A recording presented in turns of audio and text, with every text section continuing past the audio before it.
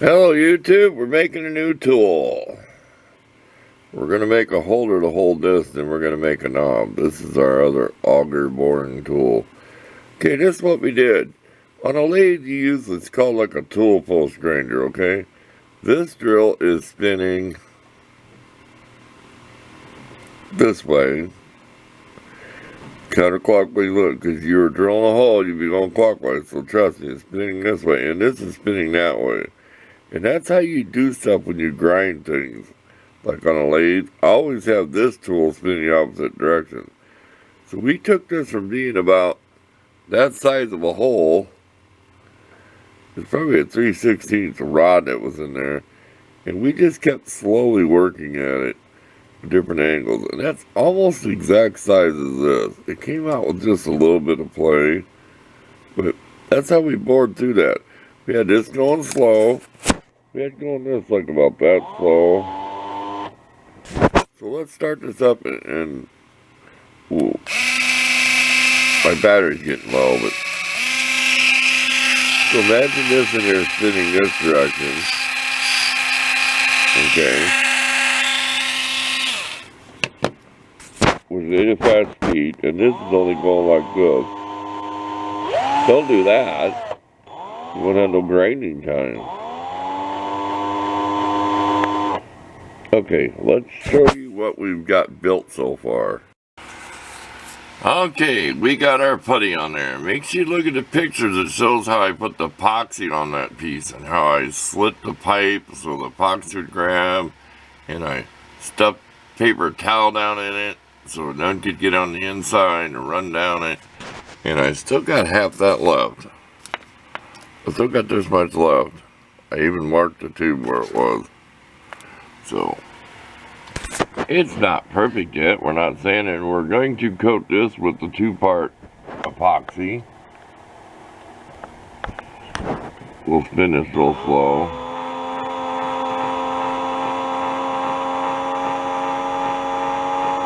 That's the best I could get that washer. I mean, I could tweak it, but all this tape wadded up on her so the washer would stay on there. But you'll see when you look at the picture I'm doing it. And a lot of this is formed by, and wet your fingers. You're going to get this stuff on your fingers. I do not believe it's toxic enough to hurt you. I use Goo Gone, but what I like is a lava soap. It has the abrasive in it when I go in the house, and a little green kitchen scrub pad, and I'll get that stuff off my fingers. I mean, don't do as I do. Wear gloves. But I don't believe it to be as toxic as the stuff I've been around.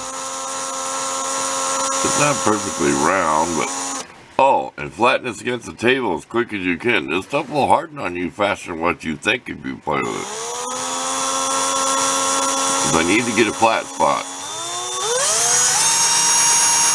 I don't want it to fly out, but there you go. We'll be back when this is sanded and we get ready to put another coat on.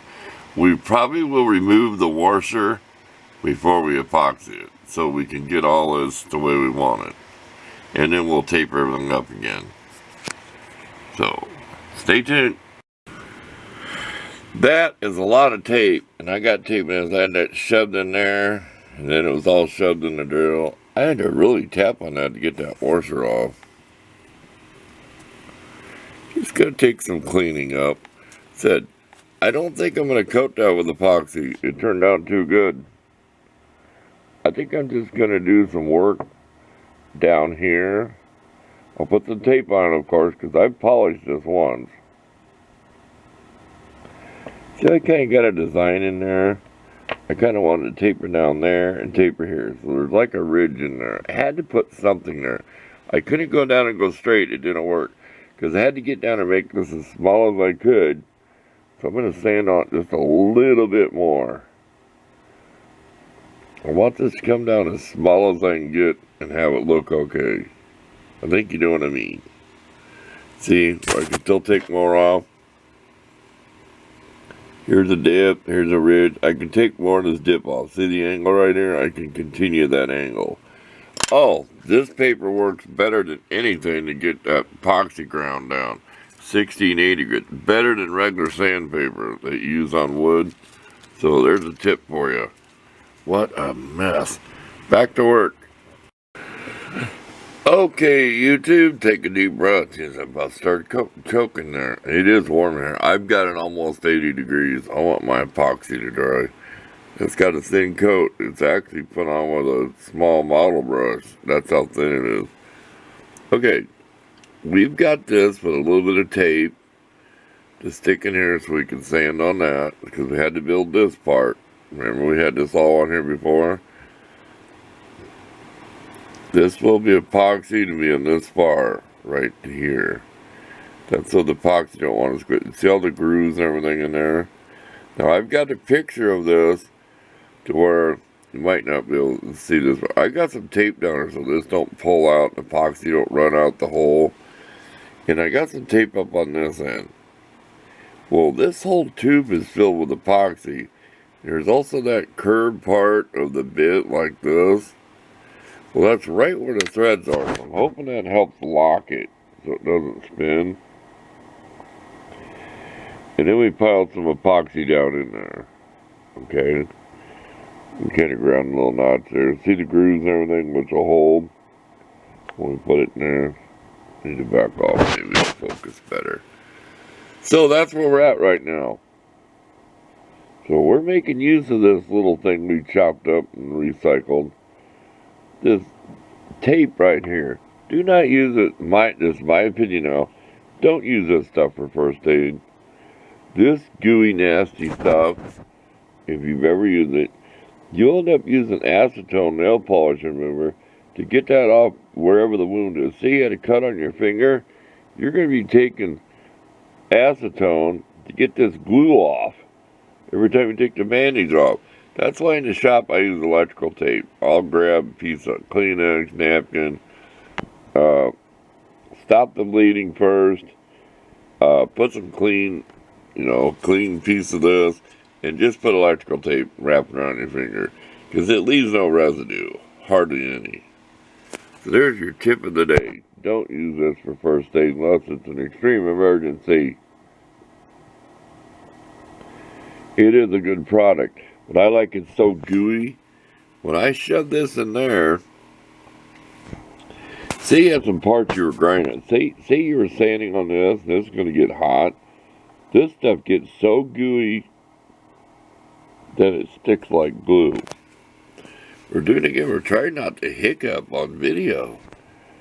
This ain't ascending the shop video, people. So we're waiting for that to dry. This has been drying for an hour and I'm getting impatient. It was on. I put extra hardener. We put some extra down here, but this is just a skim coat to seal this stuff because this stuff is really porous and it is kind of fragile. I mean, you can whomp it on the desk. I'll do it so you can hear it. I'm not afraid to do that.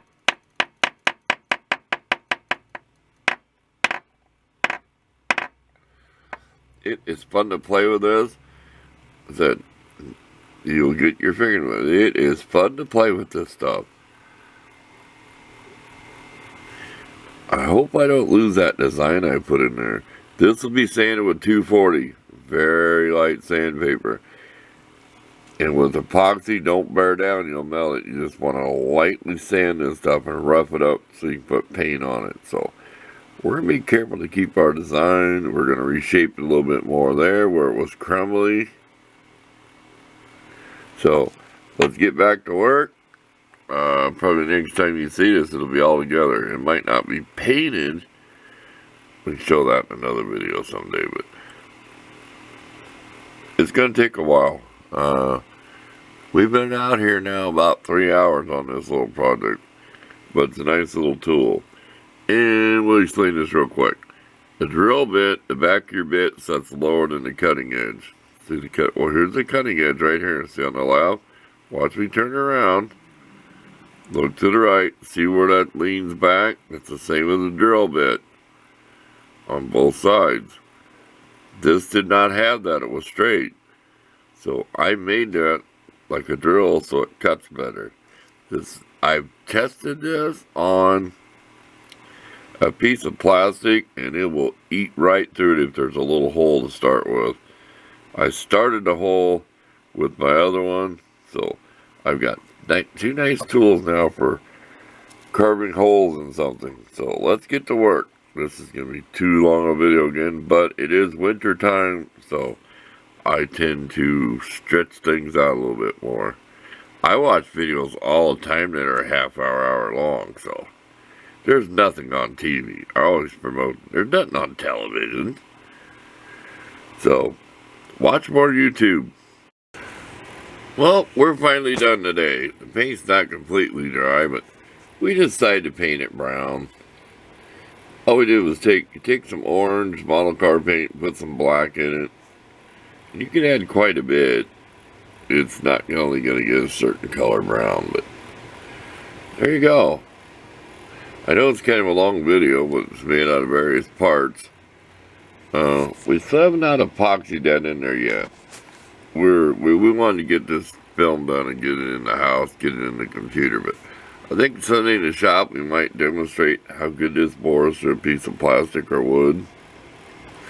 That and the other one with the four-sided with the sharp points. And I can't tell you if I post that or not. I've been doing so much lately that I have several videos in the computer. I've always got a step where I can say I'm stuck in the house. I can still post a video during the week of a project I've done. Well, thanks for watching, and look for all the pictures how I put this together, because it'll show you how I epoxy and fit everything. So, see you next time.